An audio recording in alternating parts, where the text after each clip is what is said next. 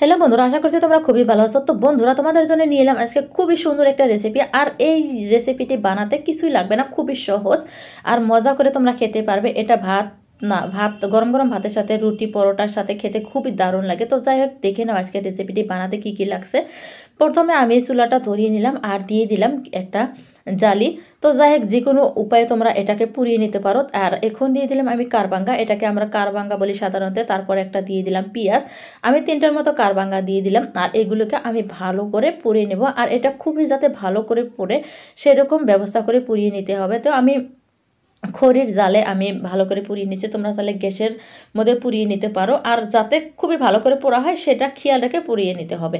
তো এই যে এখানে দেখতে পাচ্ছ আমি উল্টিয়ে পাল্টিয়ে দিয়ে দিচ্ছি যাতে ভালো করে পুড়ে যায়।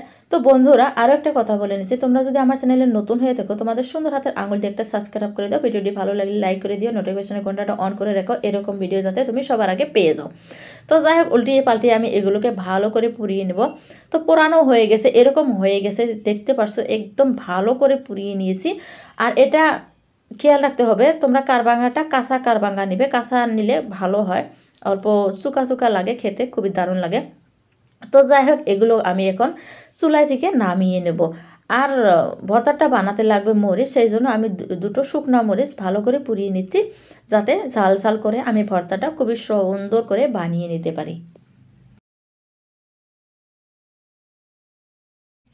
তো এখন আমি ভালো করে পরিষ্কার করব, সেই জন্য একটা গামলার মধ্যে নিয়ে নিলাম। নিয়ে এখন আমি ভালো করে ধুয়ে পরিষ্কার করে নিব এগুলো পানি দিয়ে। তোমরা আসলে ওপরের চামড়াটা ভালো করে তুলে দিতে পারো। তো আমি পানি দিয়ে পরিষ্কার করে নিয়েছি। আর ভর্তাটা বানাতে লাগবে যা যা লাগবে আমি এখানে নিয়েছি। নিয়ে নিলাম একটা মরিচ, তারপর দিয়ে দিলাম পরিমাণ মতো নুন।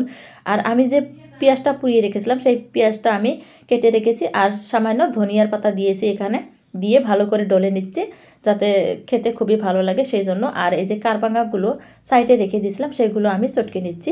আর কারবাঙ্গার যে ভিতরের অংশটা আছে সাদা সাদা অংশটা, সেটাকে ফেলে দিতে হবে।